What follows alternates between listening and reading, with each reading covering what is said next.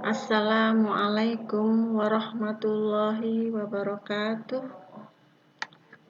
Selamat pagi dan selamat bertemu dengan saya. Perkenalkan, nama saya Sumarmi. Saya mengajar biologi di SMA 1 Jakarta ini. Baik anak-anakku sekalian, selamat bergabung dengan SMA Kartini 1 Jakarta. Semoga kalian bisa belajar dengan baik, menyenangkan, dan bisa menyelesaikan studi sampai dengan lulus. Baik, saya di sini adalah mengajar biologi dari kelas 10 sampai dengan kelas 12. Jadi kalau belajar biologi pasti bertemu saya ya. Baik, pada pertemuan pertama ini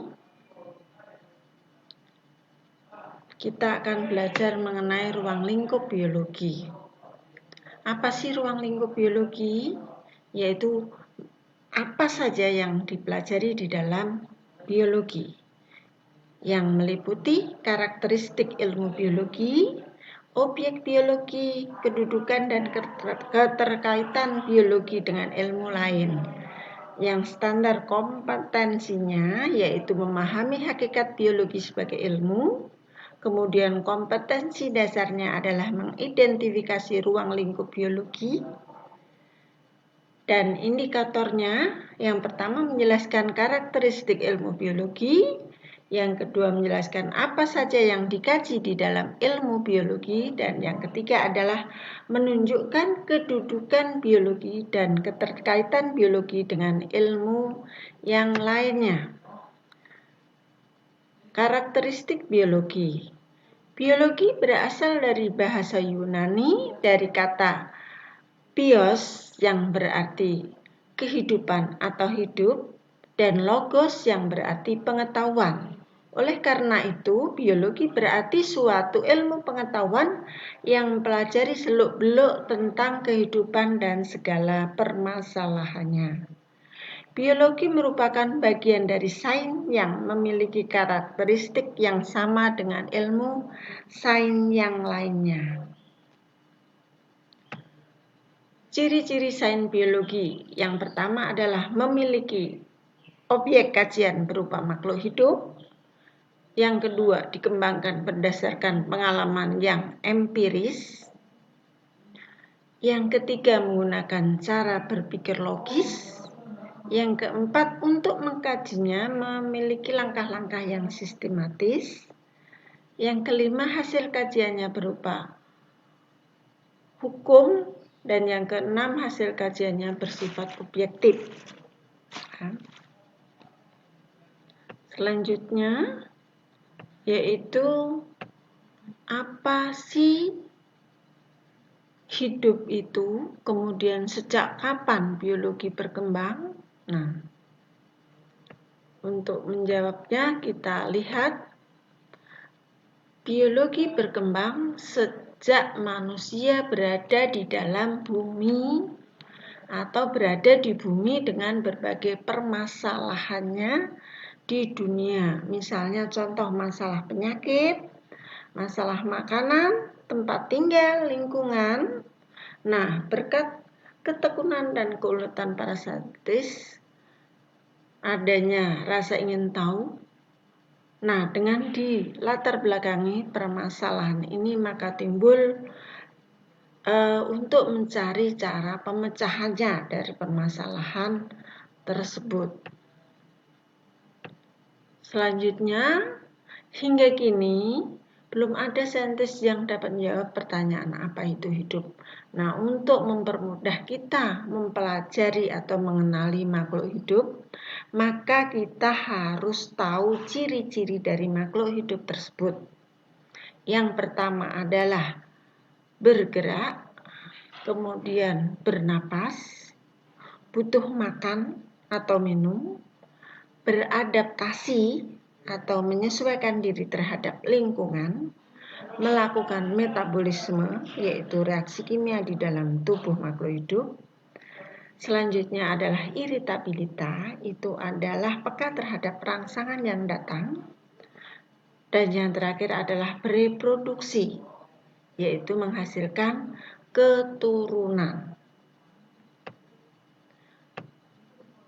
Kemudian biologi itu mempelajari kehidupan dari berbagai tingkatan ya. Jadi objek biologi atau yang dipelajari di dalam biologi yang pertama adalah sel, kemudian jaringan, organ, sistem organ, individu, populasi, komunitas, ekosistem, dan biosfer. Yang pertama adalah sel. Apa itu sel? Sel adalah unit terkecil dari makhluk hidup yang mampu melakukan aktivitas kehidupan. Itu sel. Contohnya adalah sel saraf. Ini adalah gambar dari sel ya. Yang kita lihat ini adalah sel dari tumbuhan. Ya. Apa cirinya sel dari tumbuhan? Sel dari tumbuhan memiliki ciri-ciri yang paling pertama itu adalah dinding sel. Kita lihat bagian yang melingkar itu adalah dinding sel ya yang paling luar. Kemudian di dalamnya ada mitokondria yang berwarna kuning itu di dalam gambar. Selanjutnya adalah nukleus yang digambarkan berwarna ungu. Nah, yang mengelilingi nukleus adalah retikulum endoplasma. Nah, retikulum endoplasma ini ada dua ya, yaitu retikulum endoplasma kasar dan retikulum endoplasma halus. Selanjutnya adalah Golgi apparatus atau aparatus Golgi atau disebut juga badan Golgi. Yang kelima adalah plastida. Nah, plastida ini juga hanya ada pada sel tumbuhan. Selanjutnya setelah sel adalah jaringan. Apa itu jaringan? Jaringan merupakan kumpulan dari beberapa sel yang saling bekerja sama dan memiliki bentuk, struktur, dan fungsi yang sama.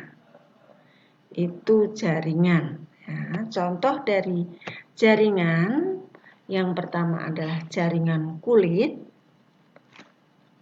jaringan saraf, jaringan otot, jaringan tulang. Ini adalah contoh jaringan. Selanjutnya adalah organ.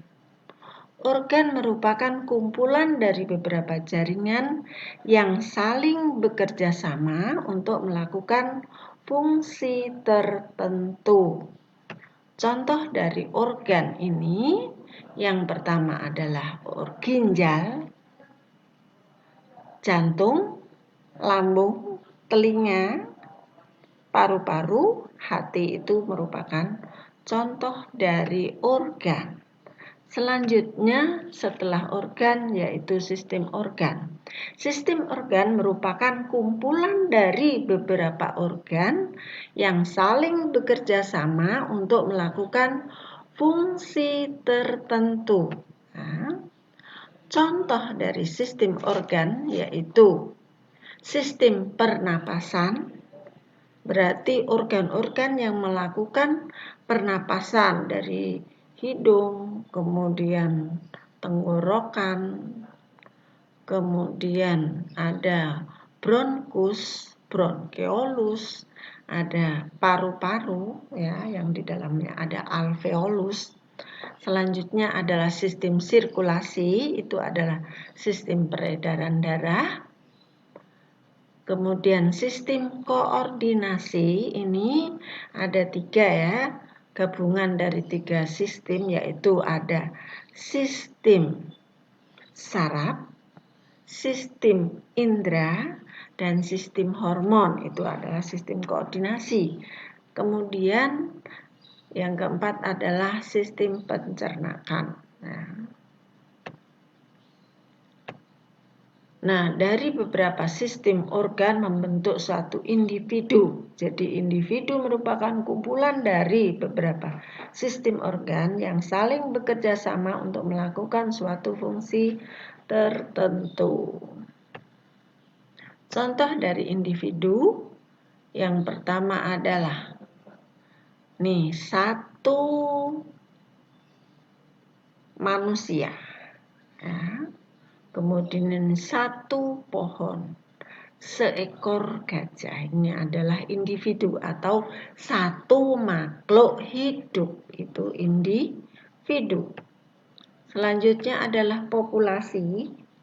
Populasi merupakan kumpulan dari beberapa individu dari organisme yang sejenis yang hidup dan berkembang biak pada suatu daerah tertentu. Contoh dari populasi ini ya merupakan kolam yang isinya hanya satu jenis ikan, itu berarti populasi ikan ini. Kemudian sawah atau populasi padi, ini padi di sawah ini, padi kumpulan dari padi-padi. Nah, selanjutnya ini adalah populasi burung penguin yang ada di kutub ya. Jadi penguin tidak ada burung yang lainnya, itu adalah populasi karena merupakan kumpulan dari individu yang sejenis atau yang sama. Nah, dari beberapa populasi berkumpul membentuk komunitas. Jadi komunitas merupakan kumpulan dari beberapa populasi dari berbagai jenis makhluk hidup atau organisme yang berinteraksi pada suatu daerah tertentu. Itu adalah komunitas. Contohnya ini, ada komunitas di kolam ya dengan berbagai jenis ikan ya. Ada yang warna hijau, coklat, merah, putih dan sebagainya karena kumpulan dari beberapa jenis. Selanjutnya ini adalah juga di tanah lapang merupakan komunitas, ada kambing, ada ayam dan sebagainya. Itu adalah komunitas. Selanjutnya, kumpulan dari komunitas membentuk suatu ekosistem. Apa itu ekosistem? Hubungan timbal balik antara makhluk hidup dengan lingkungannya. Itu ekosistem. Contoh dari ekosistem yang pertama ini adalah ekosistem sungai ya. Di situ ada ayam, ada burung, ada batu, ada rumput dan sebagainya. Kemudian adalah taman ya.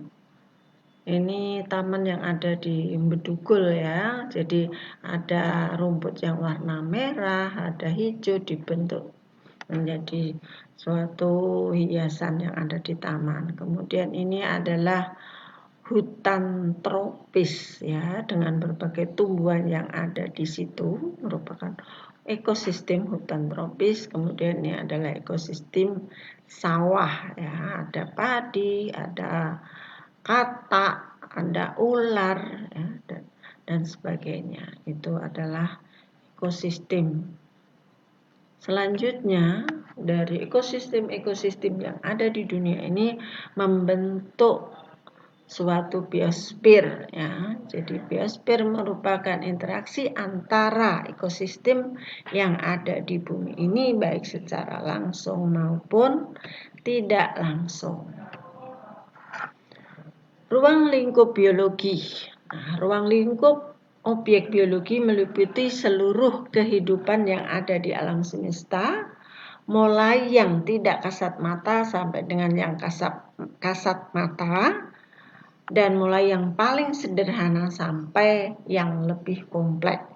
Ragam kehidupan objek biologi ini dapat dimulai dari ada sistem 2 kingdom, kemudian sistem 3 kingdom, sistem 4 kingdom, dan sistem 5 kingdom, serta sistem 6 kingdom.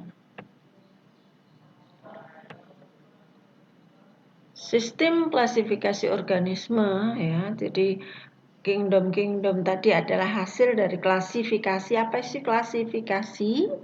Nah, klasifikasi adalah pengelompokan ya. Jadi klasifikasi organisme dilakukan dalam rangka untuk mempermudah dalam pelajari organisme, kemudian mengingat jumlah dan jenisnya yang sangat banyak, serta memiliki ciri-ciri yang sama sehingga dimasukkan di dalam satu kelompok. Nah, pengelompokan makhluk hidup ini disebut dengan taksonomi. Ya. Taksonomi. Ada beberapa